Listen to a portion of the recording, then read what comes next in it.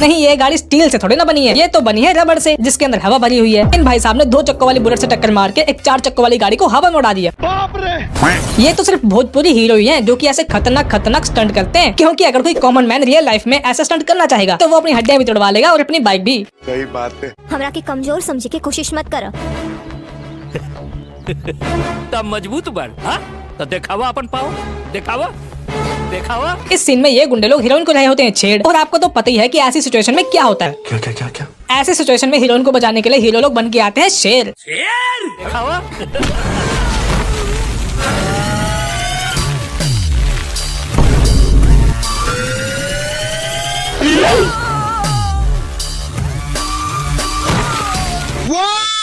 भाई मैं अपने लफ्ज वापस लेता हूँ, ये शेर नहीं कबूतर है, क्योंकि ऐसे हवा में उड़ के गुंडे की पीठ के ऊपर खड़े होकर एंट्री मारना किसी शेर के बस की बात तो है ही नहीं। ऐसा तो सिर्फ कोई कबूतर या कौवा ही कर सकता है। लाल कबूतर, लाल कबूतर।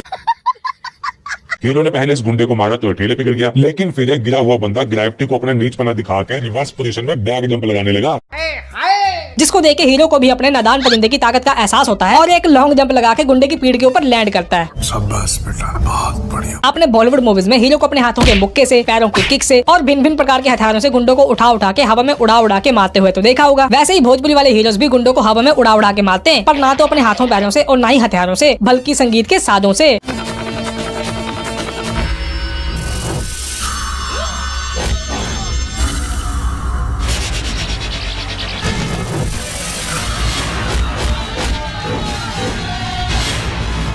इस 250 ग्राम के डमरू से मदारी ने गुंडों को ऐसे धोया जैसे कि धोबी कपड़े है धोता, और ये गुंडे डमरू लगने से हवा में ऐसे उड़ गए जैसे कि ये हो लाल दुपट्टा और ये डमरू हो हवा का झोंका। लेकिन मुझे ये समझ नहीं आ रहा कि ये डमरू कौन सी आधुनिक टेक्नोलॉजी से बना हुआ है जो कि गुंडों को टारगेट कर करके मारा और गुंडों को मारने के बाद वापस हीरो के हाथ में ही आ जा रहा। पता नहीं। इस सीन में हीरो की हीरोइन का किसी और से होने वाला होता है निकाह, जिससे ये हीरो हो जाता है बड़ा ही निराश और खेत में जाके अपनी जान लेने का बनाता है प्लान। लेकिन इतने में हीरोइन भी भागती भागती इस हीरो के पीछे आ जाती है और इस हीरो के इस हथियार में अपने आप को मार के अपनी भी जान दे देती है।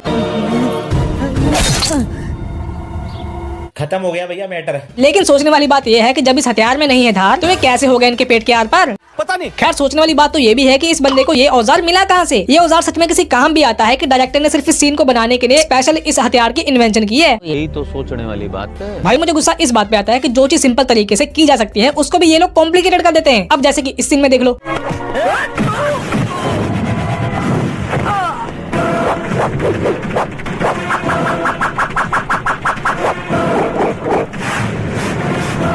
क्या बात है सर, एक्शन के नाम पे आपने हमारा क्या टाइम वेस्ट किया है। इन जनाब ने पहले अपने गले में पड़े हुए रुमाल को उतारा और फिर फालतू का एक्शन करने के बाद उस रुमाल को वापस अपने गर्दन पे बांध लिया। ऐसी बकलोली को देखने के बाद ये पुलिस वाला भी सोचेगा तौबा तौबा तौबा, थारा मूड खराब कर दिया।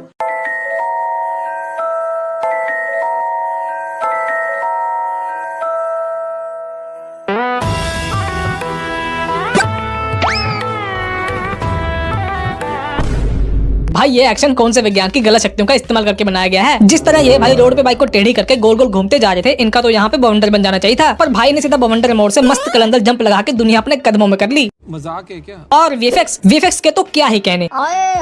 ऐसे वीएफएक्स या तो आपको टीवी सीरियल्स में या फिर भोजपुरी मूवीज में देखने को मिल सकते हैं। सही पकड़े हैं। वैसे तो हमारा दिमाग इस अद्भुत स्टंट को प्रोसेस नहीं कर पा रहा, पर इनके लिए ये कुछ नया नहीं है, क्योंकि ये लोग स्पीड, फोर्स और लॉ ऑफ ग्रेविटी को मानते भी नहीं और जानते भी नहीं। ऐसा कुछ नहीं होता।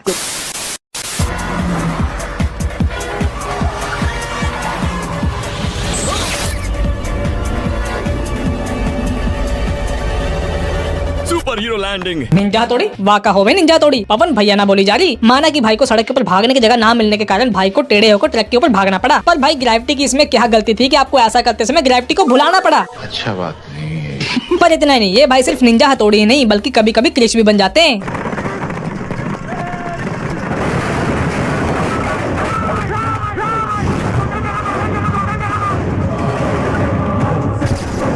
देख रहे हो भाई ने ड्रेस भी क्रिश से मैचिंग करके पहनी हुई है। और भाई साहब ने ये जो जंप मारी है ना, ये तो सिर्फ मजाक में मारी है। अभी तो इनकी इससे भी बड़ी जंप बाकी है। अपना देसी क्रिश इन गुंडों का पीछा कर रहा होता है और ये गुंडे लोग भागते भागते एक वेयर हाउस में चले जाते हैं, जिसकी दीवारें कम से कम नहीं तो 30-40 फुट की तो होंगी। पर भाई ने बिना के देरी पता नहीं कैसी जंप मारी कि दीवार को लांग के छत से कूद के सीधा कार पे आके मारी एंट्री।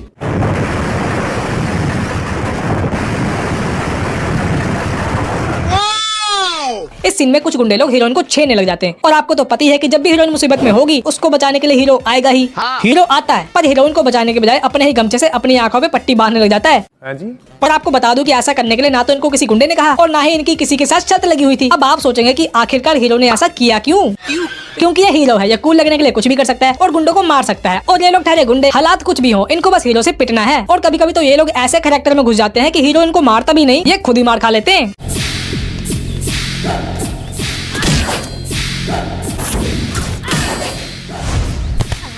बताओ। हीरोइन के दोनों हाथों पंखे पे हैं और लात तो इसने मारी भी नहीं, पर फिर भी ये गुंडा खुद ही उछल के अपनी पीठ पे पंखा खा रहा है। कहा था ना मैंने, कुछ गुंडे ऐसे होते हैं जो कि खुद ही अपने आप को पिटवाते हैं और मूवी के हीरो को इनको पीटने में कोई दिक्कत ना आए इसका भी ये पूरा पूरा ख्याल रखते हैं।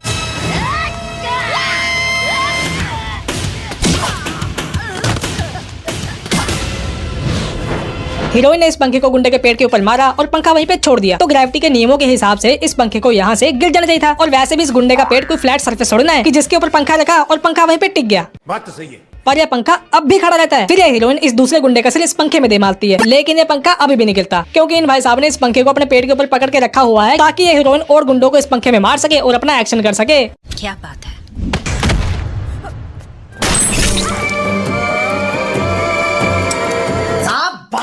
ये क्या तरीका है दीदी किसी की जान बचाने का? अगर आप चाहती तो हीरो को धक्का मार के उसकी भी और अपनी जान को बचा सकती थी, पर नहीं, आप तो मुर्गी की तरह पंख फैला के आई और बंदूक की गोली को मीठी गोली समझ के खा गई।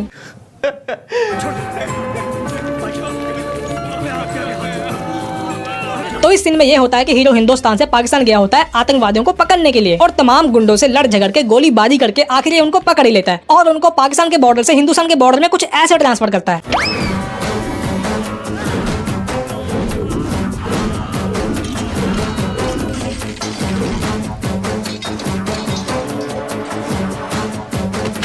ऐसे तो नहीं होता है। भाई ने ना तो कोई रूल्स एंड रेगुलेशन फॉलो किए और ना ही कोई प्रोसीजर। भाई ने अपने कानून से भी लंबे हाथों से भीम की शक्ति लगा के इन दोनों टेररिस्टों को बॉर्डर के उस पार तोप का गोला समझ के फेंक दिया। फेंको, फेंको अपनी पूरी शक्ति के साथ फेंको। तो चलो भी आज के लिए इतना ही। वीडियो अच्छी लगी तो लाइक करना, शेयर करना, चैनल को सब्सक्राइब करना। अब हम मिलेंगे अगले वीडियो में।